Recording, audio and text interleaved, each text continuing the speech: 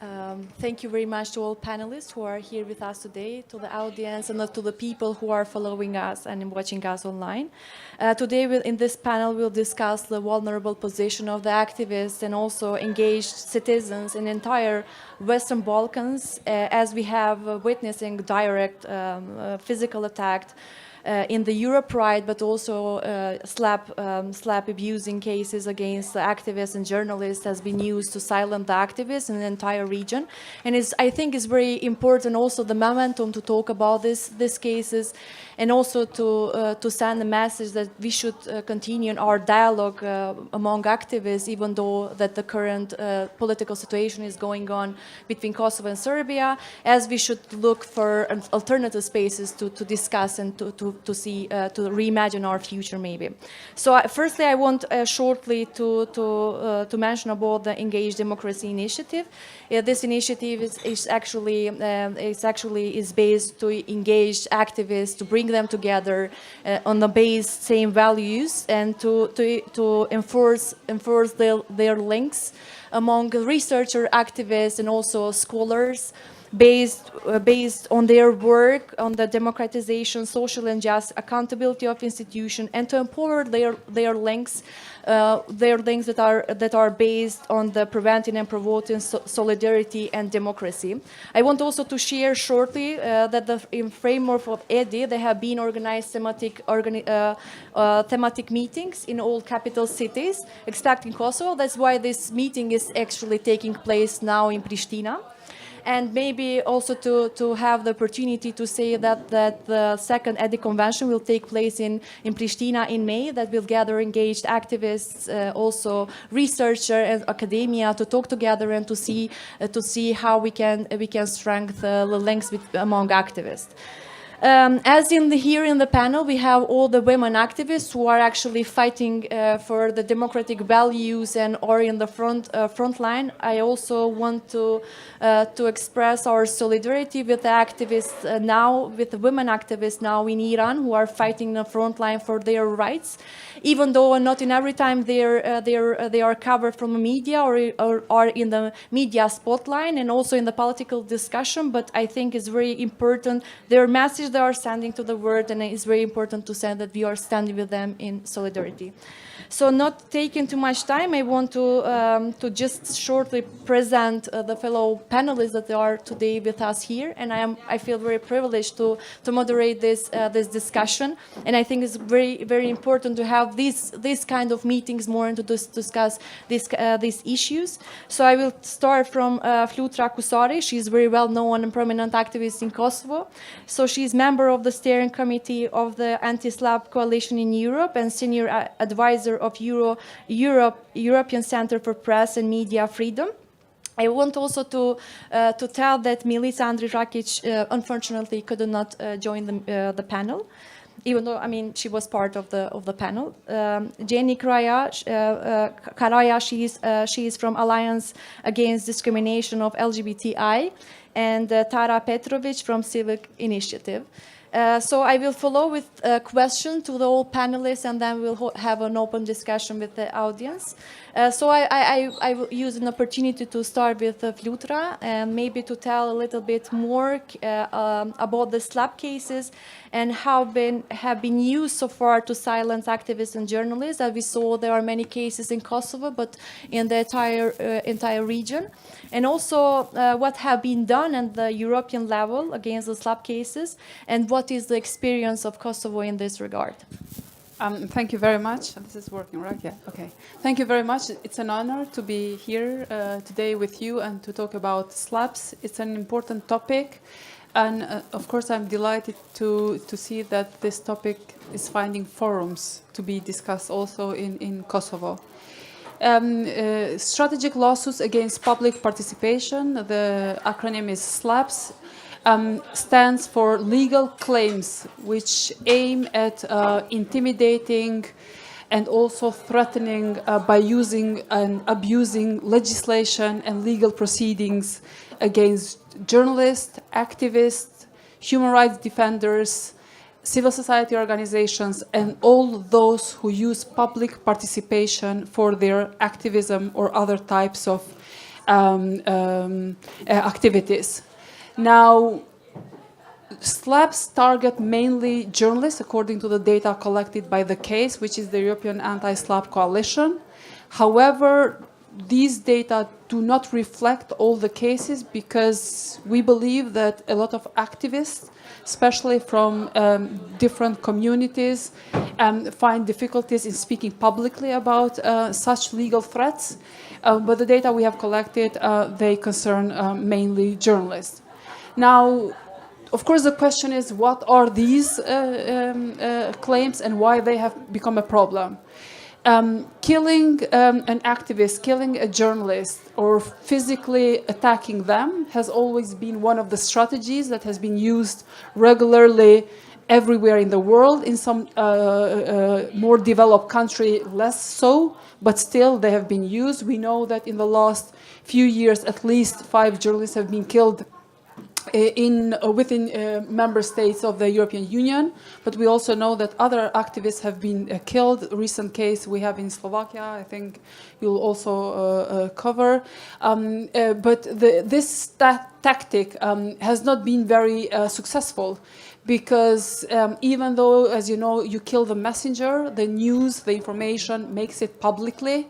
So it's not very convenient for criminals around the world to invest money and time in killing journalists. We know this from Daphne Caruana Galizia in Malta, who was assassinated, but her stories got more attraction publicly after she was assassinated. So the whole idea of killing her, hoping that her stories will go away and will be buried along with her, didn't play out very well. So all these powerful people who want to use money and power to intimidate those who speak publicly, those who reveal information in the public interest, they had to come up with new strategies and new ideas.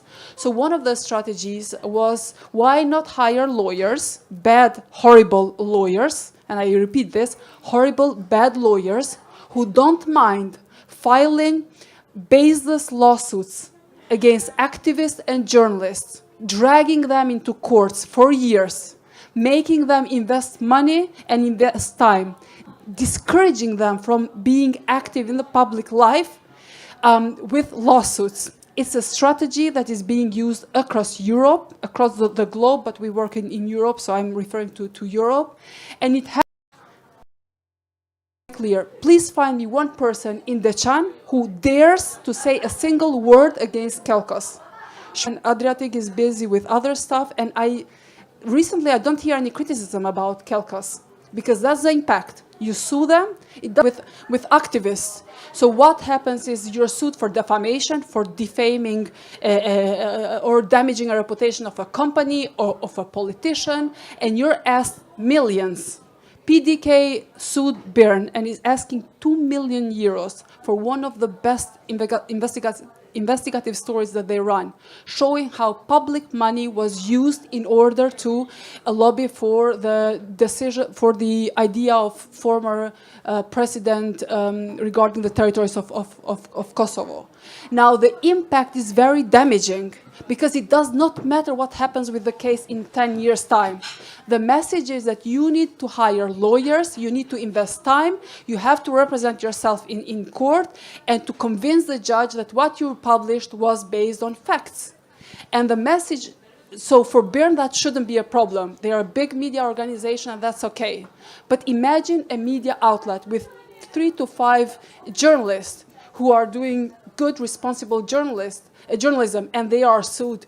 Of course, if this happens repeatedly, then the result will be that they will think 3 times whether to write anything about PDK or Kelkos or others. And we have these cases increasing.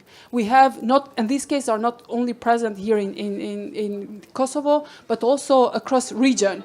Krik is one of the very good media, investigative media in Serbia, and they are regularly facing with SLAPPs. Now the question is, of course, how do you identify a SLAPP?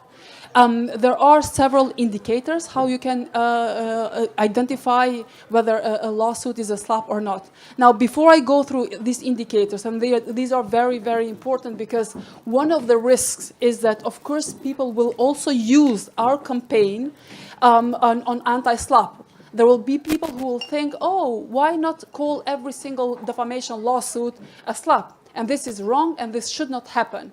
Because if a journalist, if an activist is saying a lie, a pure lie, which is not based on facts, if a journalist is reporting a false story, they should be held responsible. And those who have been defamed should have the right to access the courts and find and use remedies.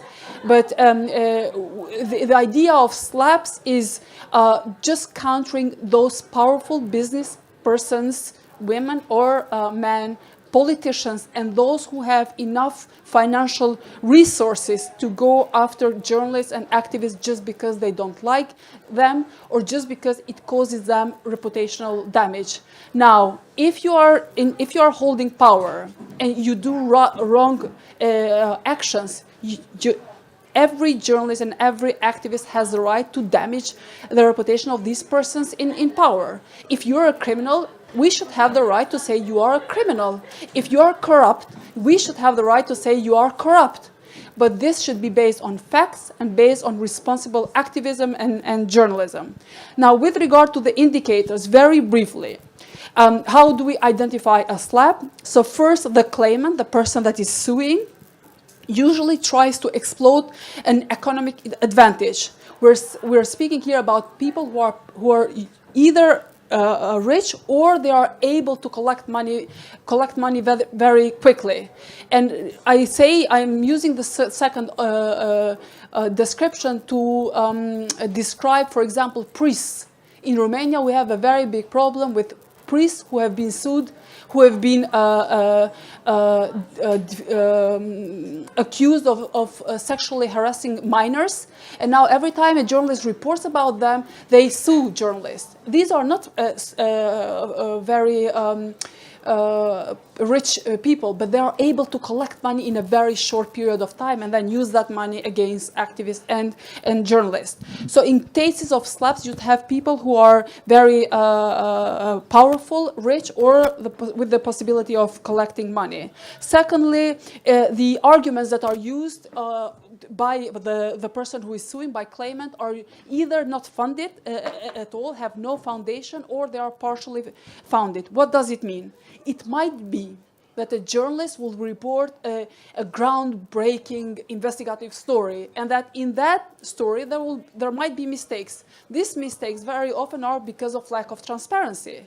Now, what do? You sue them for these mistakes? No, you use other bodies, self-regulatory bodies, etc., in order to ask for an apology, for a correction, etc. You don't sue a media outlet for a minor mistake and asking 2 million euros. And the same is also with activists.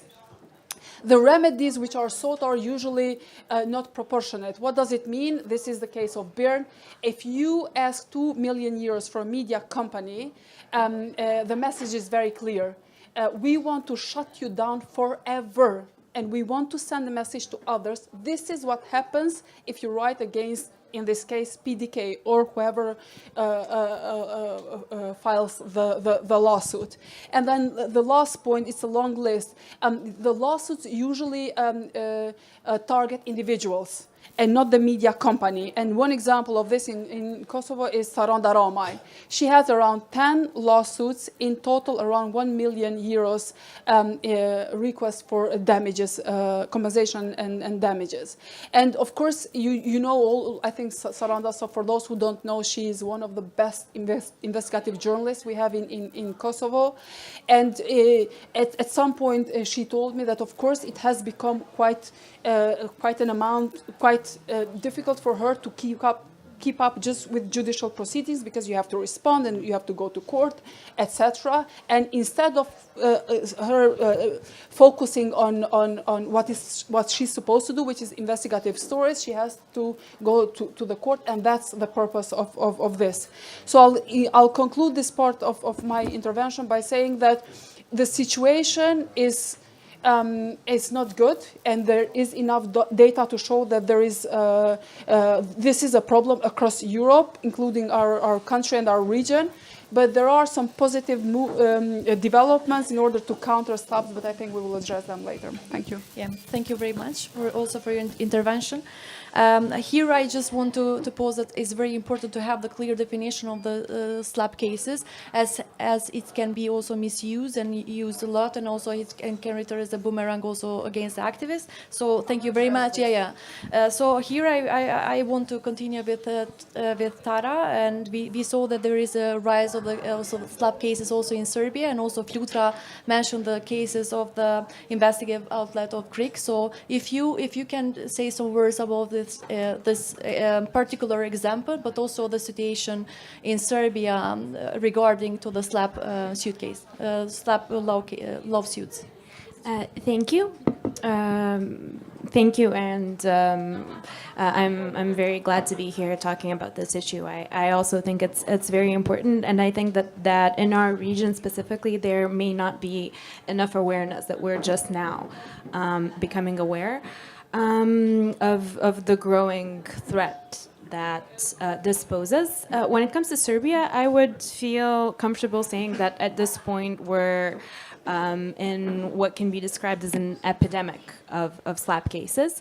According to research by the Independent Journalists Association of Serbia, the first moment where we've seen an uptick in SLAPP cases in Serbia specifically was 2020, but what I would define as sort of the watershed moment, and I think it's illustrative of what we're dealing with right now, would be in April 2021, when a construction company, Millennium Team, filed 11 lawsuits against different media, some bigger media outlets, but also small civil society media where journalists don't even take a salary. And they demanded 100,000 euros or 200,000 euros in some cases from each party that was sued. And the basis of their lawsuit was that all of these media had completely accurately reported on a press conference by an opposition party where it was alleged that the construction company was involved in some sort of corruption.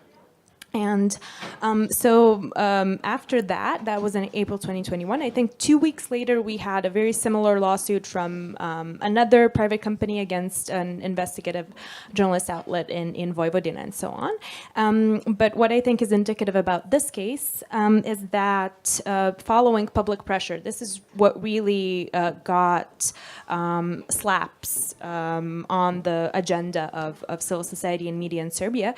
And following public pressure, Millennium Team, they said that they were going to do a magnanimous gesture. They were going to do something very nice, and they lowered their claim to 100 euros per person. And I think they feel that what they did was a good deed. But it actually just lays bare what SLAPPs are at their core, which is that there were never any real damages that they were seeking to compensate. It was about abusing the process and about using the judicial system as a weapon against critical voices. Obviously, journalists aren't the only ones targeted. Activists have been faced with a growing number of SLAPP lawsuits. In Serbia, that's particularly the case with environmental activists. I mean, it's the case globally as well, but since environmental issues and misconduct by private companies in partnership with state authorities have been a growing concern in Serbia, that's where repression has also appeared. Apart from the case I already mentioned in Krik, which I will get to, I would also like to highlight some other cases against activists. For example, we have, these are proceedings that are currently ongoing. Activist from Novi Pazar, Aladin Paučinac, he has around, and I'll explain why I'm saying around, 15 lawsuits against him, some criminal, some civil, which are all from the same plaintiff, who is the acting director of the General Hospital in Novi Pazar, because during the height of the COVID epidemic, the mortality rate in Novi Pazar was very high, and citizens were dissatisfied with how the health authorities were managing the crisis. So they organized daily protests, which carried on for months in front of the hospital. And then the acting director of the hospital sued every single person who spoke out publicly, including doctors who signed a petition for his dismissal, and one patient who posted on Facebook about his experiences in the hospital. So Aladdin has, just against him, around 15 lawsuits. Some are civil, some are criminal, because the Serbian legal system allows for criminal insult and then allows for financial claims for compensation on top of that criminal lawsuit. The plaintiff, Meho Mahmutović, his lawyers were able to stack all of those lawsuits one on top of another. I say around because even the plaintiff, Meho Mahmutović's lawyer, is not able to answer the question of how many lawsuits he currently has pending, just because of the sheer number. He can't even keep track of them. So the lawsuits against Aladdin are based on a Facebook post he made, things he said at the protest, and there are 15 different cases pending. Because Novi Pazar is such a small environment, and because unlike media cases, those are handled by local courts.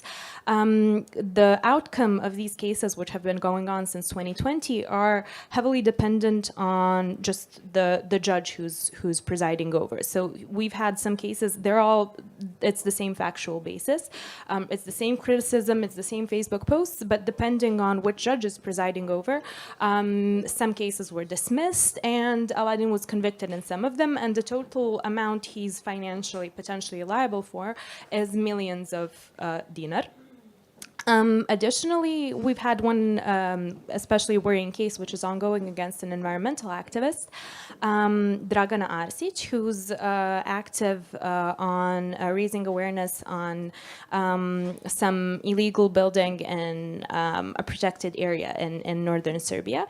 And the owners of a company she's been outspoken against have filed criminal charges against her for damaging their credit rating and business reputation, which is a crime that exists in the Serbian Penal Code.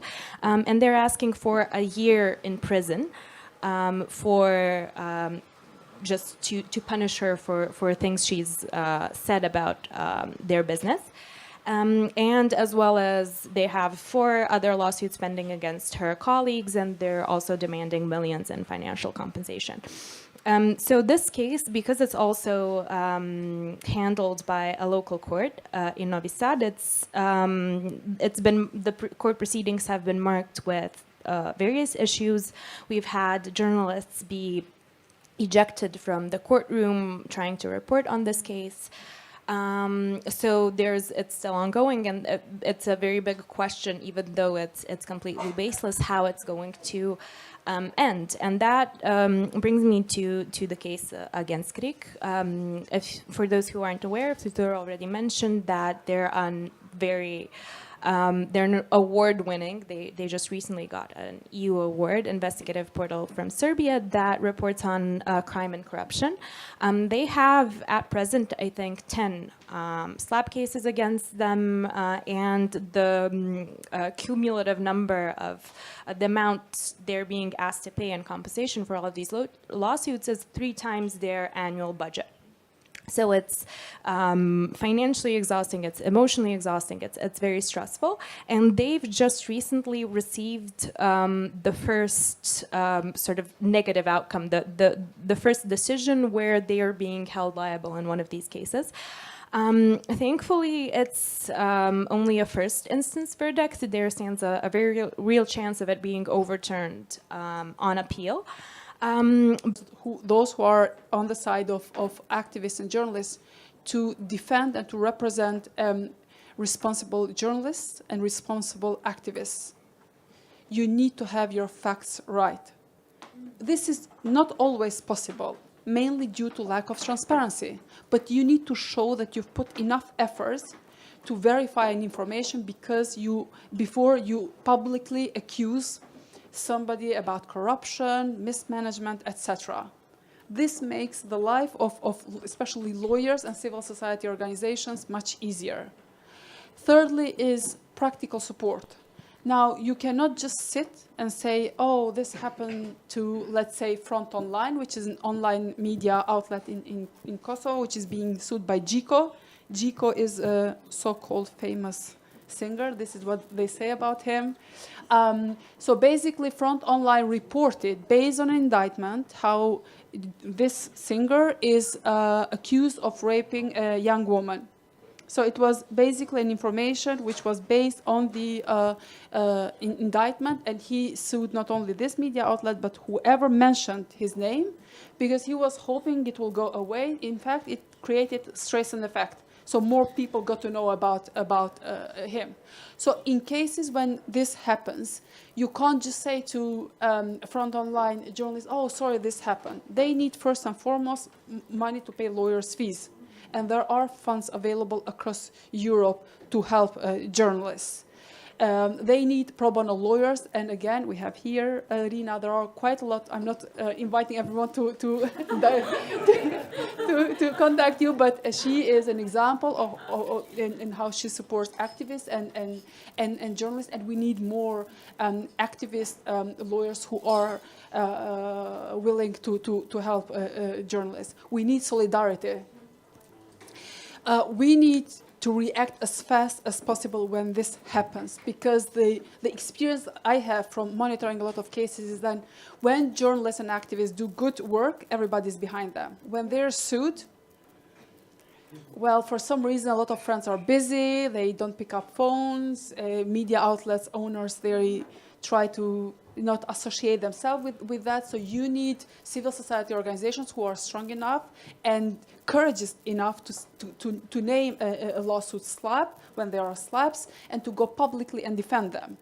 And this solidarity should be ongoing, and it should be in collaboration with local international organizations. I put the emphasis on international organizations because for our politicians, and they are all the same more or less in the Balkans, if not everywhere, these are people who have a lot of money, a lot of power. So it doesn't really matter what happens to them locally, but it matters when an international organization names and shames them publicly. Forms is really, really key. Now, sometimes you don't have the time, I know, but now the organization or collaboration between these organizations has improved. So all you need is to make sure that when something like this happens, to write some facts very briefly, and then I think it's easy to disseminate. I'll conclude by mentioning, you mentioned international institutions. Now, we complained until now what is happening, and the reason why we're, I think, here and why this topic has become so big is because there are initiatives at European level to address SLAPPs. The European Commission, the European Parliament, the Council of Europe, OSCE media representative, all of them, for the first time in our history, have said publicly that SLAPPs are an abuse of legislation and judicial proceedings, legal proceedings. Moreover, there is a proposed directive from the European Commission to counter SLAPPs. There is a recommendation, which, by the way, all our countries should have started to implement it as of 27th of April this year. And there is a draft recommendation of the Council of Europe, which hopefully will be finalized next year. The main aspect of this of these proposed legislation is to enable judges to dismiss lawsuits as quickly as possible.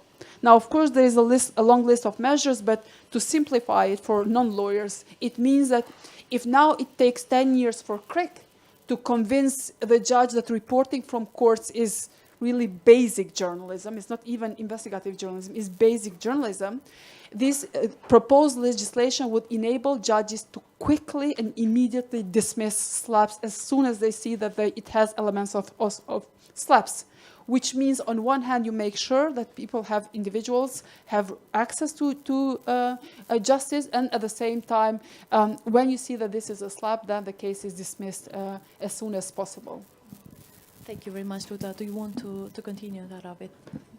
respond. Yes, thank you. I think the key word that's been mentioned a couple of times here is solidarity, and I feel that this answers maybe the question of how we can address SLAPPs in a country like Serbia, because all of the examples I've mentioned, there is in addition to how we've spoken about SLAPPs so far, is that it's not about the outcome, it's about the process. It's the abuse of judicial proceedings through a baseless lawsuit, and you're not interested in winning it, you're just interested in making life difficult for the person you're suing. But here we have a situation where we can't apparently count on Serbian courts to uphold international standards in the area of freedom of expression.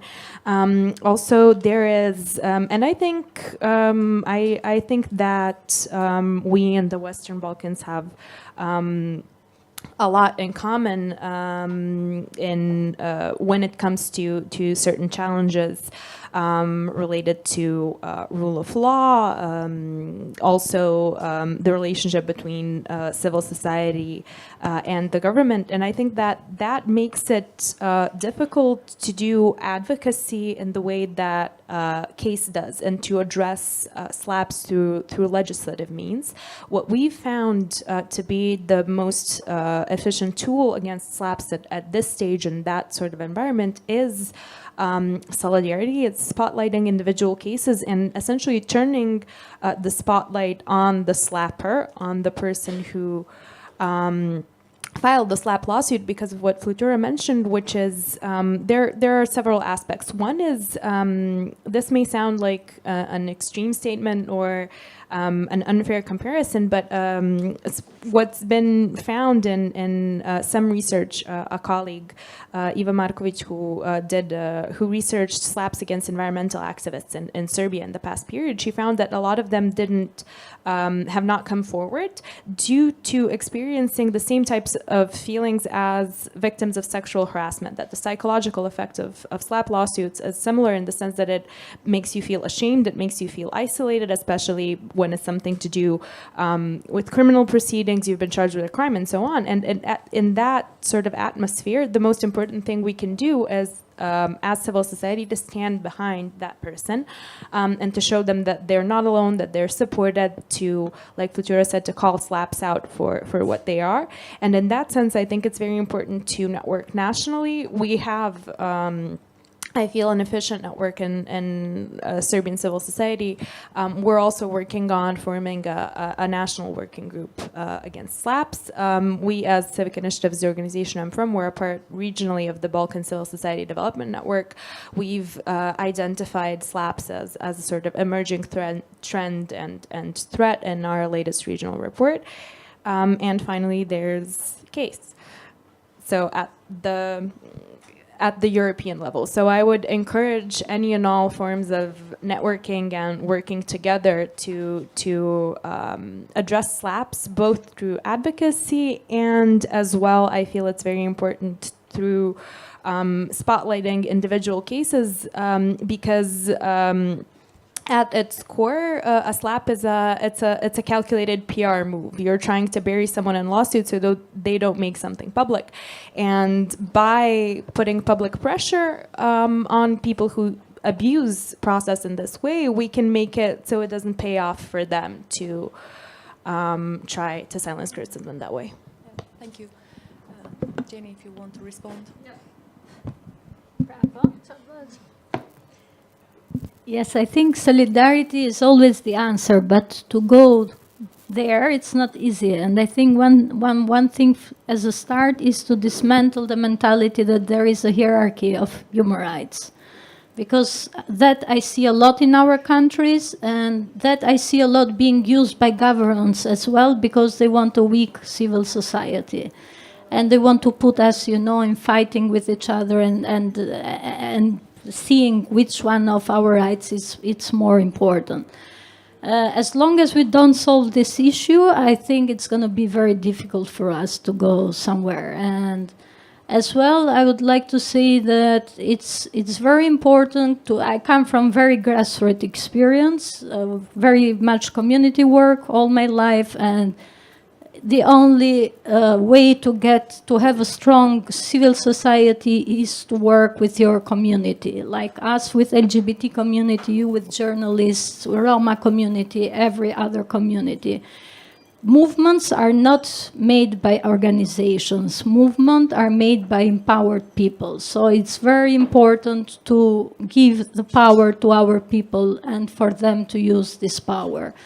And another thing that I would like to say is that building alliances, it's a response. I've seen it with the LGBTI movement in Albania, and for many years we had an amazing alliance with the media, for example, and it helped a lot. But what I see right now is that media is totally controlled by politics and by oligarchs. And it's very important to try and build an independent media, because I think that without media, society, is kind of dead. And without the only medium to have the truth and to bring the truth in a society, it's a strong, independent media. Thank you. Thank you very much. I think Flutura will go earlier, so I will use the opportunity to ask you a question. But shortly, I think here it's very important to rethink about the solidarity, because recently we are using a lot this word, and I think that now is a time to sit together and to redefine what solidarity means for all of us, because it started to I mean, we are kind of not misusing, but we don't use in the same definition what solidarity means for all of us. So I think this is important when we are talking for the solidarity among the activists. So as Flutura will go earlier, I want to ask in the SLAPP cases, what are the main mechanisms, as you mentioned in the earlier, what are the SLAPP cases, what are the main mechanisms to fight against the SLAPP cases, as we saw that these SLAPP cases are used as a tool not from just local companies, but also from companies coming from European Union countries. So also we saw the case in Kosovo, but also in Serbia. In Serbia we have, I think, cases, but also in Bosnia and Herzegovina we have the cases, how the SLAPP case has been used against activists and journalists. Yes, thank you. I do apologize for having to leave. There is a delegation of Council of Europe platform members on safety of journalists who are in Kosovo, and they will be in Albania for a week, and SLAPPs are one of the points that will be addressed. Now, on how to fight back, I think that's your question. I already mentioned some of the elements, but first and foremost, let me just mention the work that is being done with the European Anti-SLAPP Coalition against on SLAPPs. This is a coalition which was built by initially a small group of individuals. It started after Daphne Caruana Galizia was assassinated in Malta in 2017. With some colleagues in other organizations, we've been very active in Malta in following cases around her, be that criminal or civil cases. So when she was assassinated, there was a lot of information emerging about her, and one of the information was that she had 47 active defamation lawsuits. It was shocking. It was really unbelievable to hear that a journalist who was operating on her own, she had her own blog, she was not working for a media outlet, had this number of lawsuits. So the first question we asked, and we were around 5 people at that time, we said, okay, is this a problem across Europe, or is this a problem that only Daphne was facing? And we needed 2 years to realize that basically it was a problem across Europe. But it was just that journalists and activists were not talking about it. They felt and still feel embarrassed, because if you write an article and then somebody sues you, automatically a question mark is put to that investigation, which means that it creates confusion, and the message to the public, those who are not lawyers, those who don't understand maybe in investigative journalism very in details, they would start thinking, well, whether this journalist lied or not. So it puts a question mark, and then for journalists is very damaging already. So most of them decide not to speak about it, hoping that it will go away, and this mentality has started to change. but very, very slowly. I know now, because I'm active on anti-SLAPP, that more and more journalists are being open about it, but this was not the case a few years ago. So the case coalition was created. I'm proud a co-founder of the coalition. We started with 5-6 people just discussing with each other. We realized we needed to document cases, so we put a lot of efforts on that.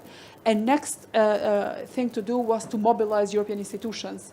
And we were lucky enough to have the support of Daphne's family, Matthew and her sister Corinne, who used the assassination of their family member basically to advocate for anti-SLAPP. And the result in a matter of 5 years is really positive and surprising, because usually it takes up to 10 years to mobilize, especially the European Commission, to come forward with legislation.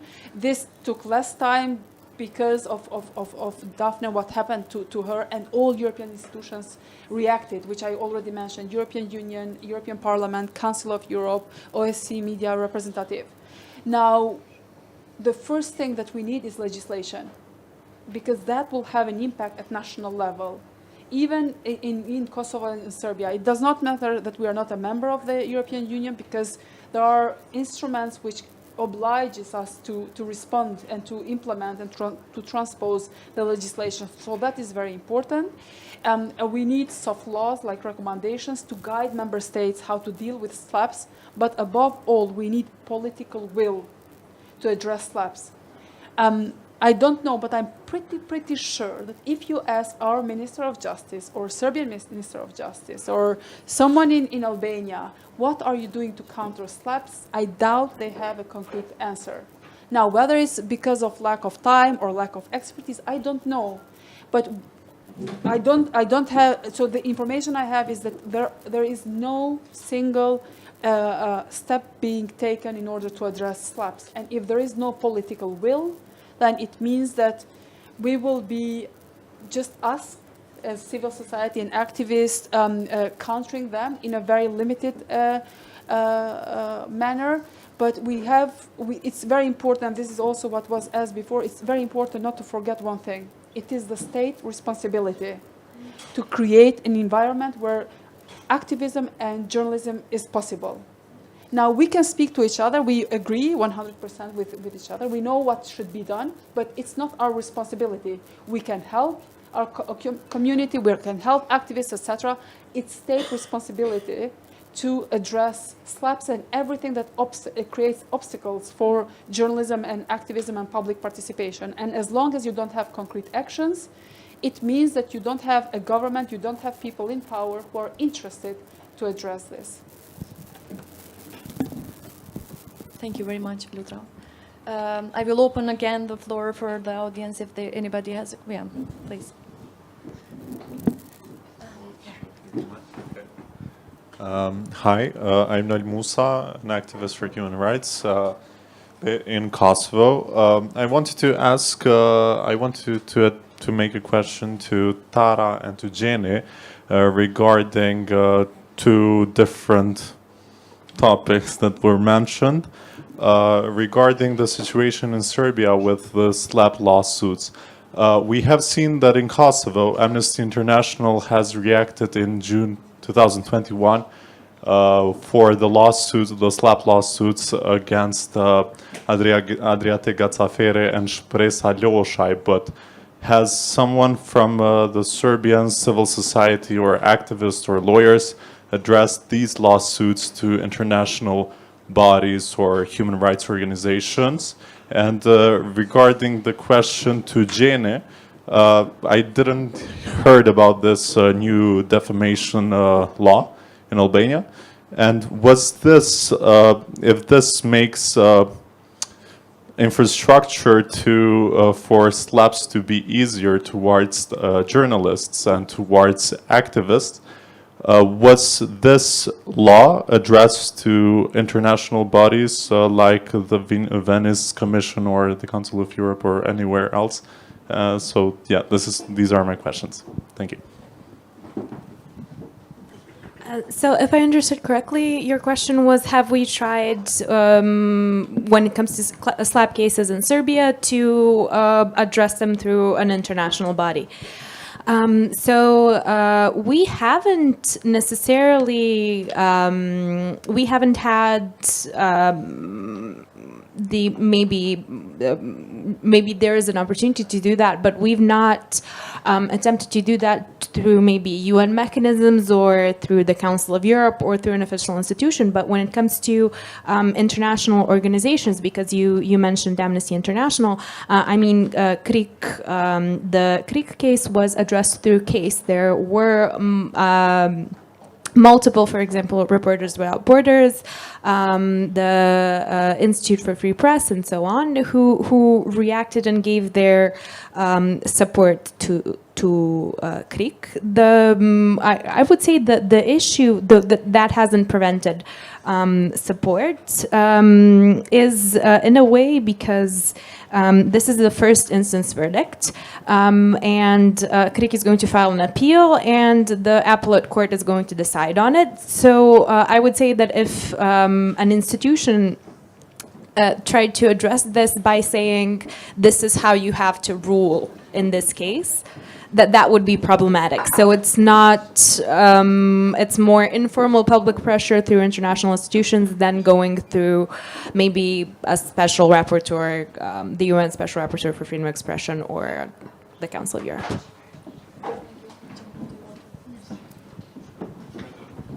Yes, there was a lot of reaction against this law that was presented from civil society. They also took it to the Venice Commission that, came back with a decision that this is an absurd law.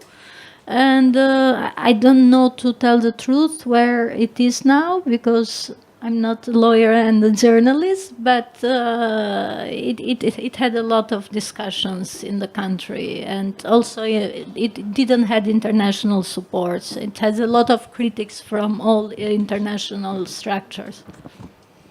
Thank you. Anybody else?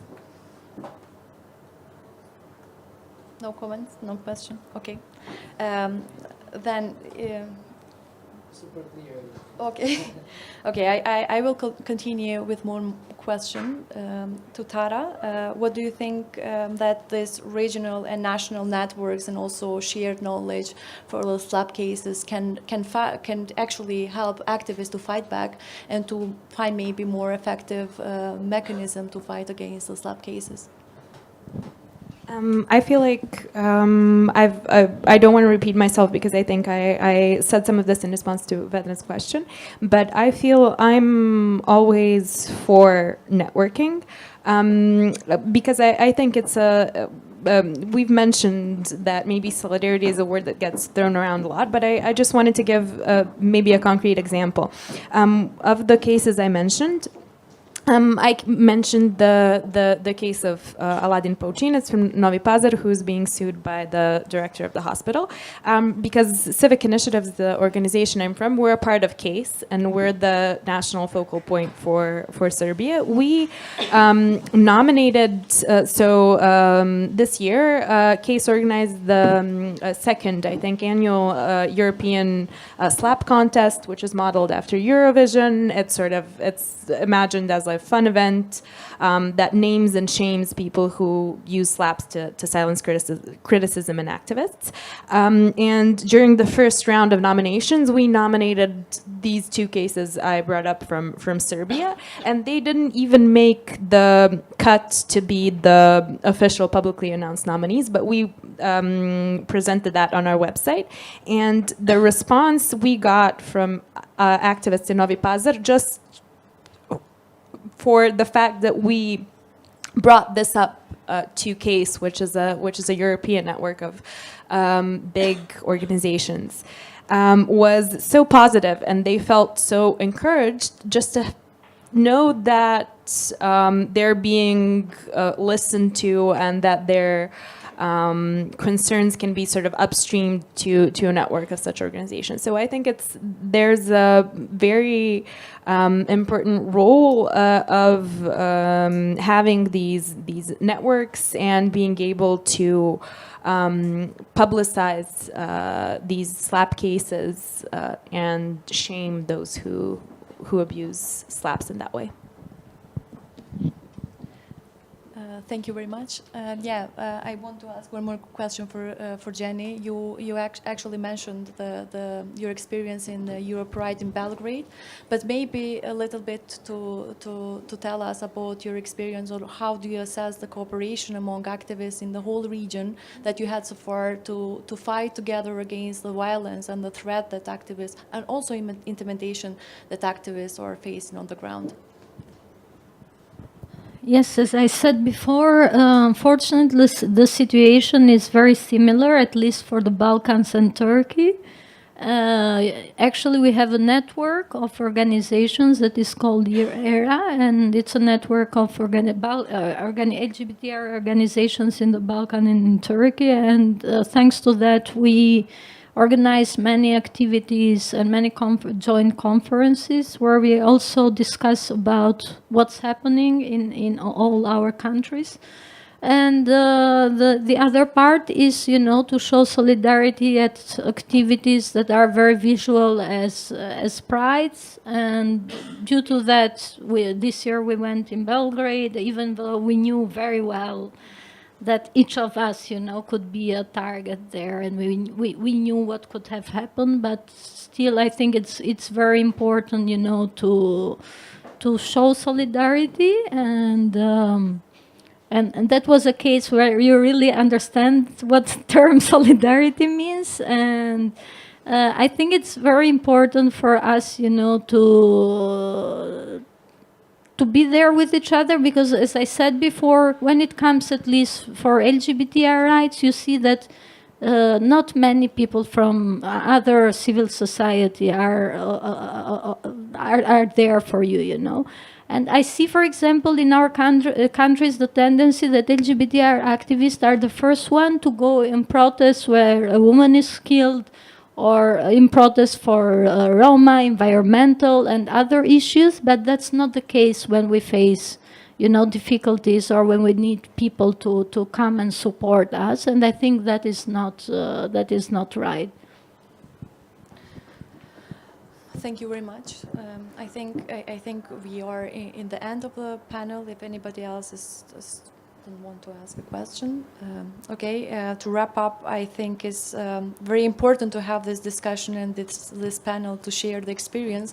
And we have a few actually this kind of the panels, and we are suffering from the same, and we are together in this fight.